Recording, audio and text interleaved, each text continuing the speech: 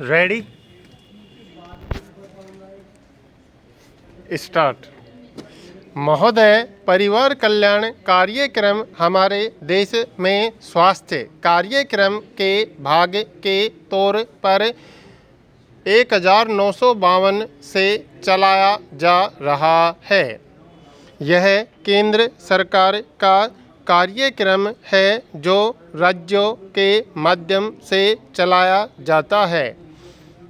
हम सब जानते हैं कि इस कार्यक्रम की प्रगति संतोषजनक नहीं है। यह तो चिंता का विषय है ही, पर एक और चिंताजनक बात यह है कि इस कार्यक्रम का ज़्यादा भार महिलाएं उठा रही हैं।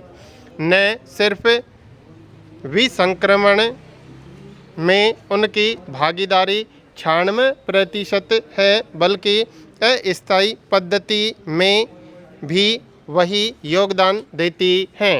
इस कार्यक्रम में पुरुषों की भागीदारी बढ़ाने की ओर अधिक ध्यान देना आवश्यक है और इसके लिए विशेष रूप में कार्य होना चाहिए, क्योंकि महिलाओं को अपनी प्रजनक भूमिका की वजह से स्वास्थ्य संबंधी कई समस्याओं का सामना करना होता है। इस पर परिवार नियोजन का भार भी उन्हीं को उठाना पड़े तो यह उनके लिए हानिकारक सिद्ध हो सकता है।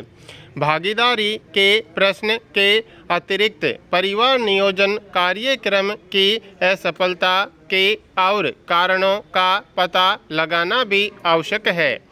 वर्तमान पंचवर्षीय योजना के इन कारणों को अध्ययन किया गया है। ऐसे कारण जिनका महिलाओं से संबंध है वे इस प्रकार हैं। ऐसा बताया गया है कि परिवार नियोजन की स्वीकृति का संबंध जागरूकता, खासकर महिलाओं की जागरूकता से, समाज में महिलाओं की स्थिति से, महिलाओं के लिए रोजगार के अवसरों से, महिलाओं के शिक्षा स्तर से और स्वास्थ्य सेवाओं की संतोषजनक उपलब्धि से जुड़ा हुआ है। हमारे देश में केरल प्रांत में महिलाओं की शिक्षा दर ऊंची है और वहां परिवार नियोजन की सफलता भी ज़्यादा है।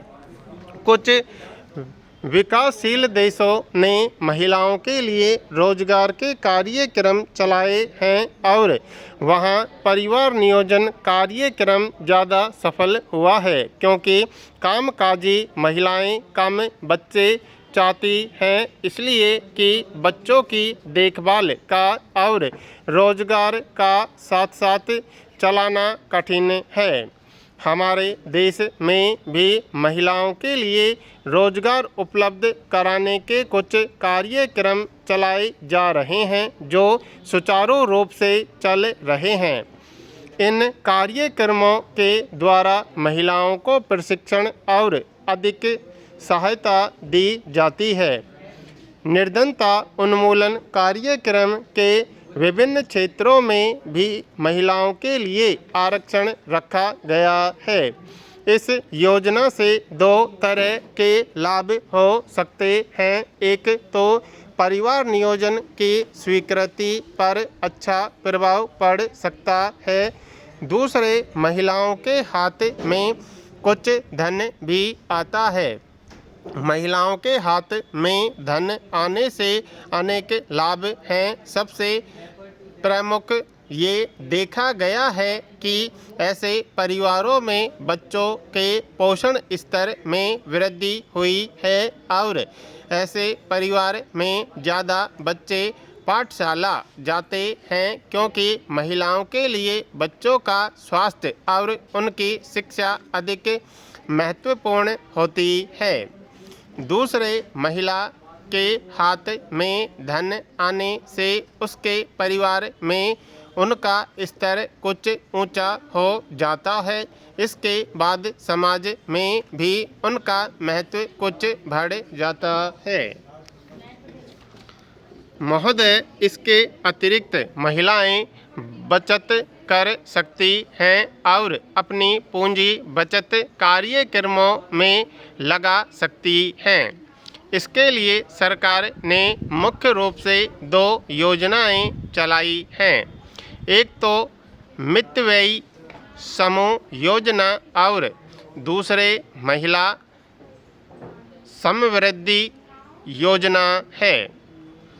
लेकिन परिवार नियोजन पर इन बातों का अधिक लाभ होने के लिए और 2 बातों का होना आवश्यक है। एक तो महिलाओं को इस बात का अधिकार हो कि वे अपने बल पर बच्चों की संख्या का चयन कर सकें और दूसरे पुत्र का होना परिवार और समाज में आवश्यक न समझा जाए।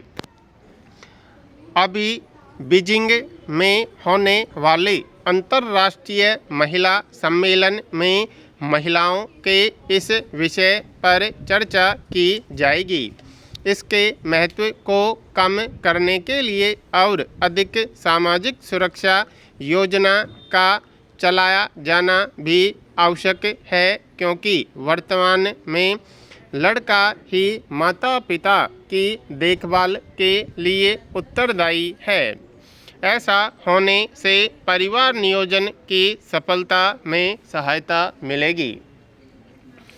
हमारे यहाँ MCH कार्यक्रम का एक पहलू यह भी है कि इसका परिवार नियोजन कार्यकर्ताओं ने लाभ उठाया है। महिलाएं चूँकि गर्भावस्था में या फिर प्रसव के लिए या फिर बच्चों के टीकाकरण के लिए स्वास्थ्य केंद्र जाती ही हैं, इसलिए उन्हीं को परिवार नियोजन का भी भागीदारी बना दिया जाता है। ऐसा करना सरल है। पुरुष की भागीदारी बढ़ाने के लिए 2 बातों का होना आवश्यक है। एक तो कार्यकर्ताओं को स्वयं ही पुरुषों के पास जाना होगा और उनको भागीदारी बनाना होगा। दूसरे, हमारे चिकित्सा अनुसंधान को पुरुषों के लिए परिवार नियोजन के और अधिक उपायों की खोज करनी होगी, तब ही इस और कुछ प्रगति हो सकेगी।